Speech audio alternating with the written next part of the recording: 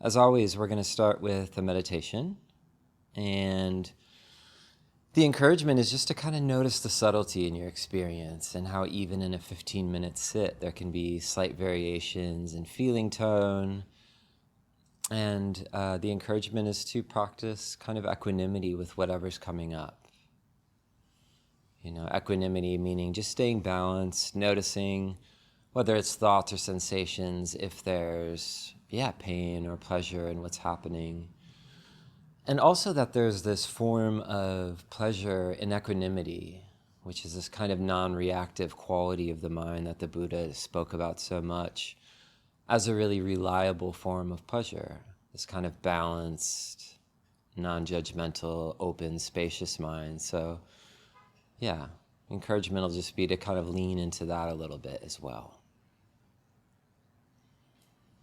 So we'll just sit, as I said, for about 15 minutes. So, of course, finding any way to sit that feels good for you.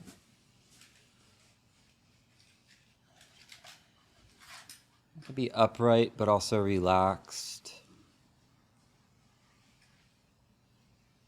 Closing the eyes if that feels good. And our bell's getting kind of haggard here, but the meditation will still begin and end with the sound of the old bell.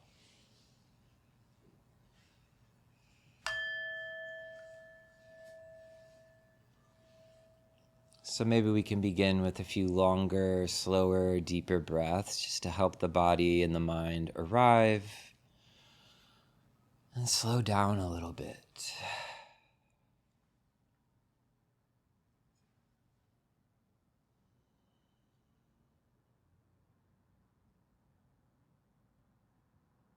Trusting in however your body wants to breathe, but just inviting in a sense of relaxation and arrival.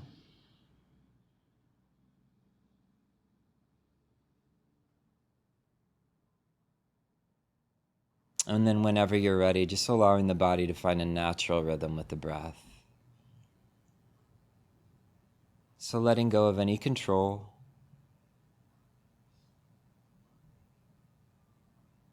And allowing the body to breathe just as it needs to breathe.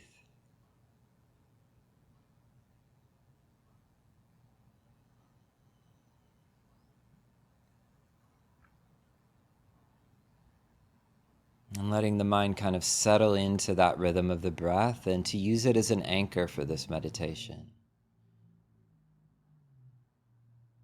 And also, let's bring some intention into the room. And as always here, the encouragement is to really set down any unnecessary pressure. This is a safe space, so allowing yourself to not have to be anyone. You don't have to go anywhere. You don't have to perform. You don't even have to be a meditator. Just simply sitting on the ground and breathing.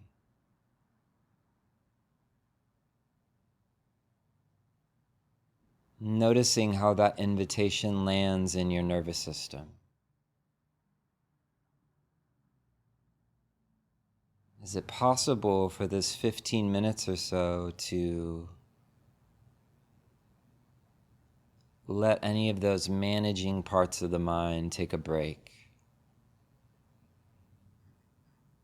And settling into this quality of awareness which is kind of effortless. It's already present. So letting the mind rest in the knowing, which is rooted in the body, this embodied awareness.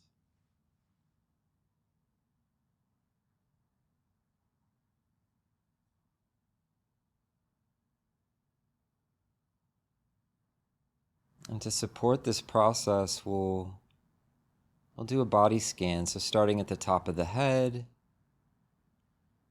the forehead, relaxing, softening.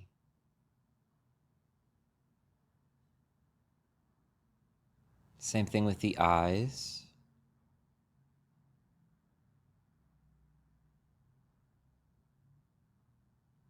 muscles of the thinking mind, the brain,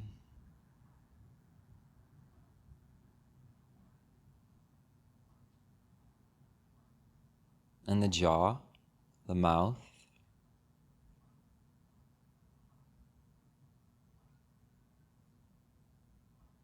All the while sticking with this rhythm of the breath.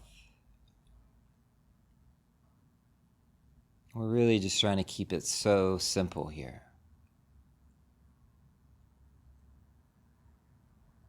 And scanning back into the shoulders, noticing the shoulder blades. Is there any holding or tension there? Seeing if it's possible to release, relax. And notice how that can open up the chest so the body can breathe a little easier.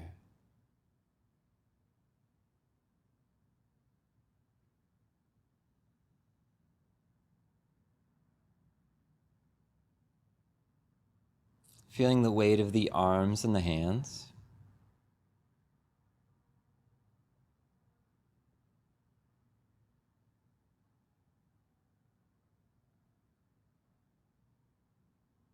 And scanning down through the chest, the stomach, the belly. And softening, seeing if it's possible to keep that upright posture in the back. Almost like there's a string going out the top of the head.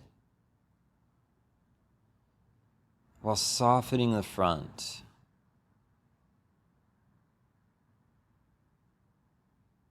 So allowing the muscles of the abdomen, the chest, the stomach to relax.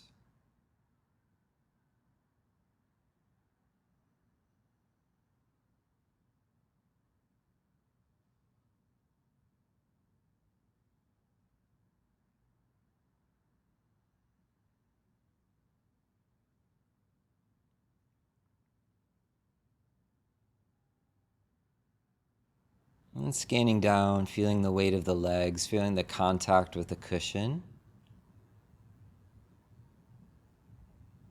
And breathing into the legs.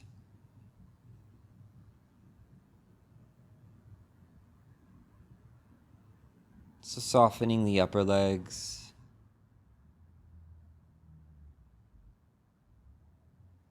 Down through the knees.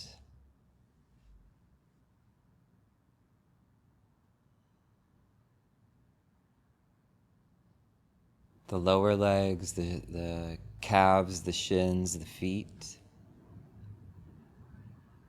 And let's just spend a minute really noticing that contact with the cushion, the ground, and breathing from that point of contact. Really allowing the mind to settle into the lower half of the body.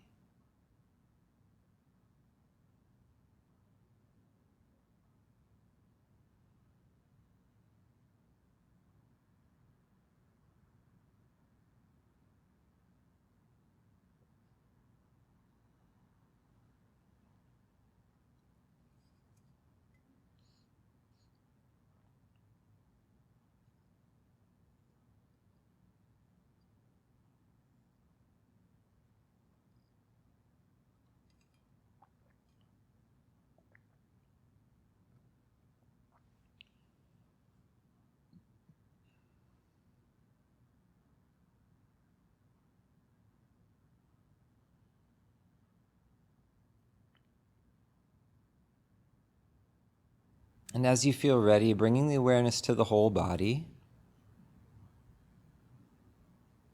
letting the breath be natural.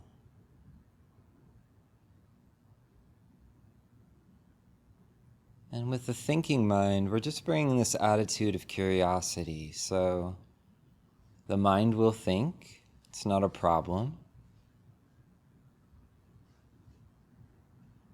The same way that emotions, feelings, sensations will arise. We're not trying to shut the mind down or push things away.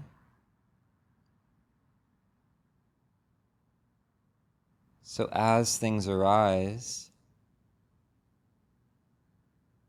being curious, In that thought, is there pleasure? Is there pain? Is there disconnection? Is there connection? In that feeling, is there unpleasant in the body right now? Is there pleasant feelings in the body right now?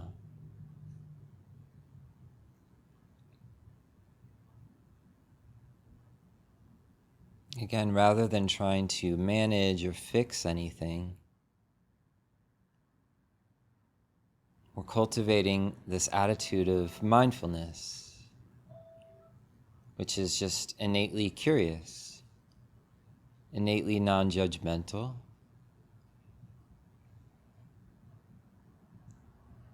So just allowing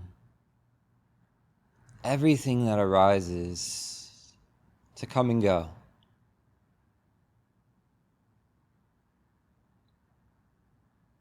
This is the practice of the Buddha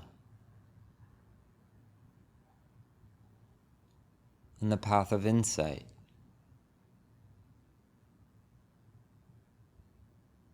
There's nothing in this world, in this experience, that stays forever.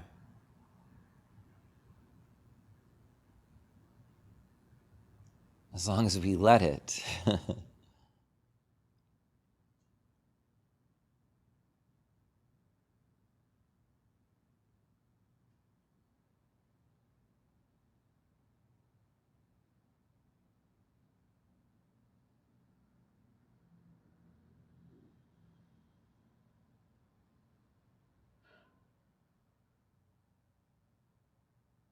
So staying with that rhythm of the breath,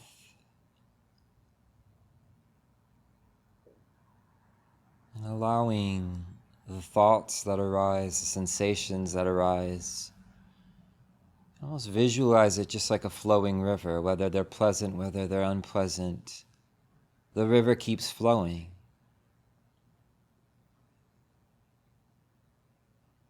And with mindfulness, we're just watching the flow of the river.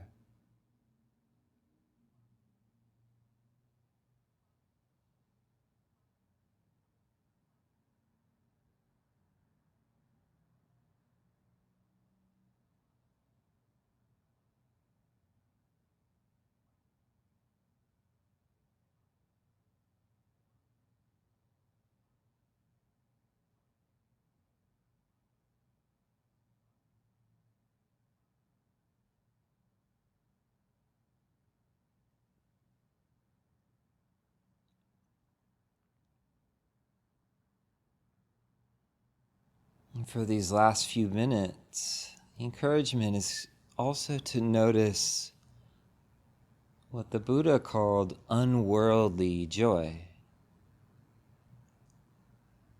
So this is the peace, the serenity, the openness that can feel pleasant and that's truly reliable.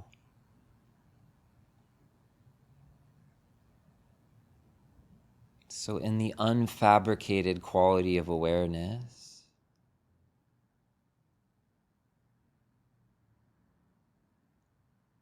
that open, spacious quality of mind,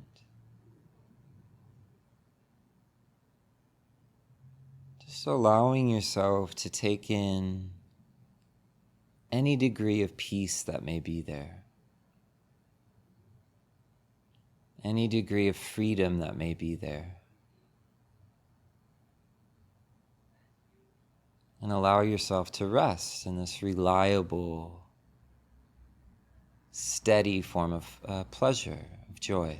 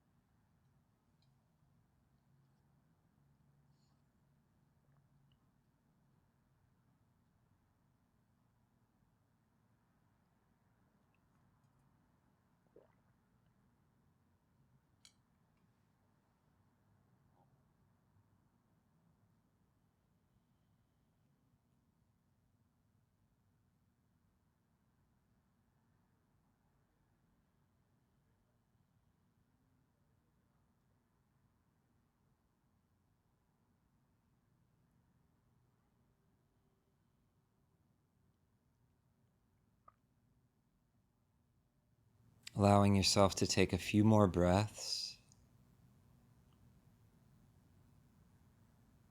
and inviting in a sense of gratitude, appreciation,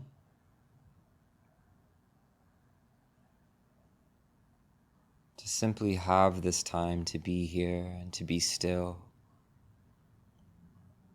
and to be in community.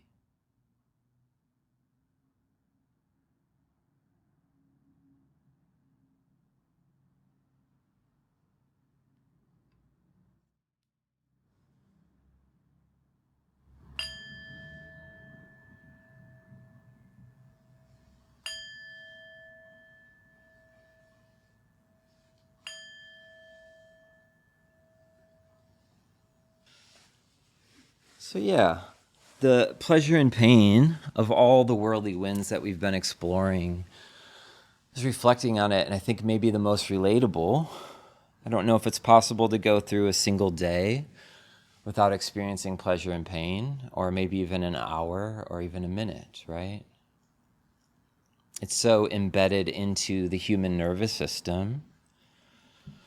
And it's also what makes human life beautiful, meaningful, challenging, confusing. It adds so much richness to human life. The pleasure of human connection, the pain of rejection, the pleasure of nourishment, the pain of loss. And I think it's so fundamental that it's important to consider what our relationship to it is. So that's what I want to explore today, just some of the Buddhist teachings on these worldly winds, pain and pleasure, these things that come and go. And how it's possible that they can lead to an endless cycle of this kind of pushing and pulling and wanting more pleasure and pushing away the pain. And then also how to use them as a practice to get free. I'm going to try to be relatively brief because I really want to leave a lot of time for discussion, especially since this is the last talk in the series. And also I think it's just so relatable. So from the Buddhist perspective, the sutta that we get this idea of the 8 worldly winds from, it's called the Lokavipatti Sutta. And the Buddha taught that everybody experiences these worldly winds, especially pleasure and pain. There's no way to get through life without them. And there's this famous quote from the sutta. It says, "These 8 worldly conditions revolve around the world, and the world revolves around them." You're going to hear that a few times tonight. So the Buddha had this word for, we translate it as for people who don't practice, untrained worldlings, kind of a little bit of a diss. The Buddha's version of a diss. And then he compares that with the noble disciples who are, of course, practicing for liberation. And he said that the difference is the norm, or the untrained worldling approach, is to be pushed and pulled by pleasure and pain. But one who is trained in the practice discerns pleasure and pain as inconstant, stressful, subject to change, and that they're not pushed and pulled around by them.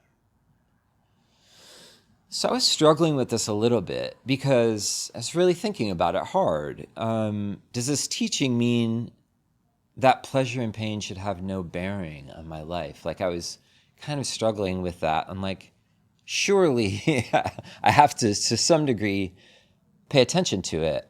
There's no survival in this life without acknowledging physical pain, right? It would be stupid to not learn that fire burns, right? We would never evolve. So they're certainly valuable. It would be a painful existence if I didn't pay attention to the pain. And also, there's no meaning and purpose without the experience of pleasure through love, through music, through beauty. And so really what the teaching is about is stepping off of what's called the hedonic treadmill. Has anyone heard that before? Hedonic treadmill? Duh. I'm on that treadmill every day. Not on the real treadmill. So the hedonic treadmill, the idea that there's this constant running, chasing new pleasures, avoiding new pains, but never arriving at fulfillment. So that's the metaphor of the treadmill, right? It's like you're not really going anywhere. This feeling of wanting, it's there, or running away from pain. And so this is driven by a lot of forces that are hard at work to keep that alive. Media, capitalism, it's really everywhere. It's kind of the norm in Western culture to be chasing pleasant things. But really it takes place in the mind, and that this is where the friction, or what the Buddha called dukkha, the suffering, arises. So it's not the experiencing of the pleasure or the pain. That's not where the problem is. It's the chasing. You can take that from someone who has an addictive personality and has spent a decade of my life chasing to the fullest pleasure. It really leads to a dead end. So these 8 worldly conditions revolve around the world, and the world revolves around them. And so when the mind, collectively, individually, revolves around this pattern of chasing pleasure and avoiding pain, then the winds continue to revolve around the world.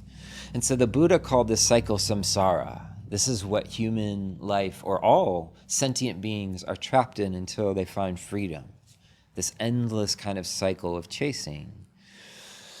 And as long as the mind is in that chasing, that there is suffering. And so this plays out individually in the silence and the quietness of one's own mind, but also on a global scale. It's not hard to look and see how the craving for pleasure and pleasant things has stripped the planet bare of its resources. It's not hard to see how war, genocide, is really a never-ending cycle of pain and violence. Pain and violence. And so the Buddha looked at these larger forces and was able to see it's all happening in the human mind. All of the suffering, individual, collective, it starts in the human mind. But there's a way out. And that it starts right here in the heart with what we've been talking about all this month, is equanimity, the practice of equanimity. And the Buddha taught that there is a greater freedom than chasing pleasure, which I was trying to get to at the end of this meditation. And he often called it the unworldly, or the beautiful joy of true freedom, of nibbana, of the mind, of the heart that's released from this chasing. And in every meditation session, noticing those little moments when the mind is not chasing anything at all. And maybe there's a stillness or an openness.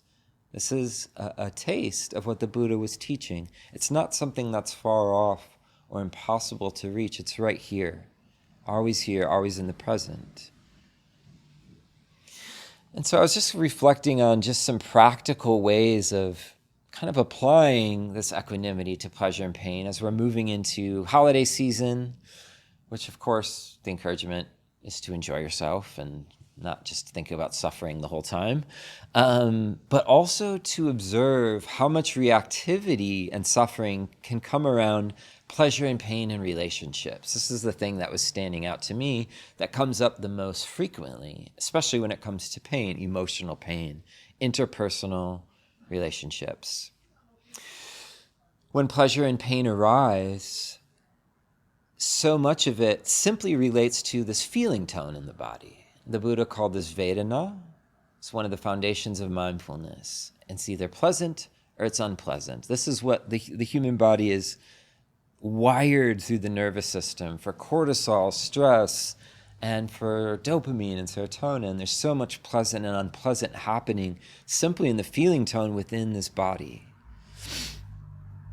And so it can be easy to attribute that pain sometimes internally to the circumstance where they're arising. So rather than recognizing, okay, there's a painful thing arising, I can blame the person, the place, the thing, or the circumstance in which that pain is arising. And I think the language can be important, even if it's just the internal dialogue, like, you made me angry or you made me sad. And what that does in a way is it actually gives someone else power and agency over one's internal experience. And so just to pull on the language of nonviolent communication, another way of framing it is, when you said this thing, it brought up this emotion in me. And do you hear the difference between you made me angry? Hey, when you said that thing, it brought up this feeling for me.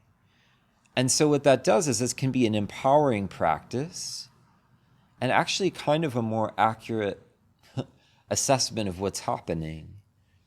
It allows for less entanglement with the pain and a potential for insight, an ability to see pain or the unpleasantness that's coming up in the body as actually something that's just arising and passing away. And so then this irritating person, or whoever it is, no longer holds the cards, is not making anyone feel any particular way. And of course, there can still be accountability and calling people out on their bullshit.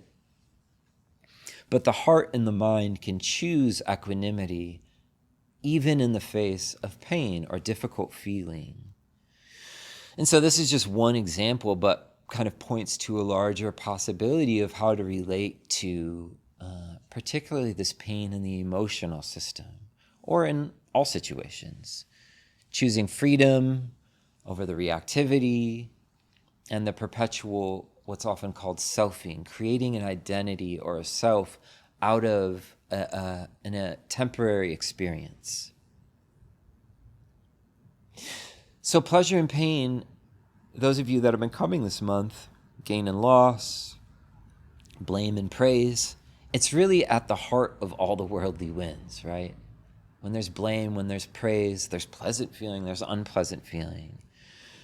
And so every wind, all these winds we've been talking about, gain their power from this basic fundamental experience of pleasant or unpleasant. And so this is why the Buddha said, these 8 worldly conditions revolve around the world, and the world revolves around them. Patterns of chasing and avoiding keep the mind trapped in the cycle of saṃsāra. So the teaching, of course, is not to reject pleasure and pain. Both are natural, inevitable, and actually beautiful parts of the human nervous system. They give rise to meaning, connection, learning, so many valuable things. But the path is to change our relationship to them. I feel like in the 1.5 years of leading groups, how many times is that really what it comes down to? It's the problem isn't the thing. With mindfulness, what we have agency over is the way we're relating to the experience. And a really deeply impactful way to do that is through a daily practice.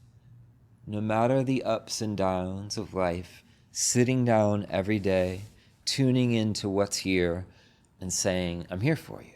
Showing up for the pleasant, for the unpleasant. Because what the mind can start to uncover in that is this beautiful quality of freedom. Despite the pain, despite the pleasure, there's this awareness which is never trapped or bound by them.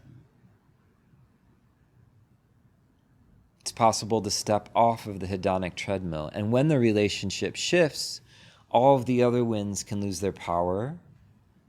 The mind can slowly become less reactive, more steady, more free.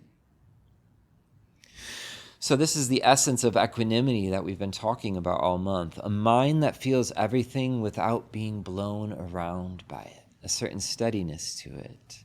And I wanted to close by reading what's actually the closing of this verse from the sutta that we've been talking about all month, because I think it's really beautiful.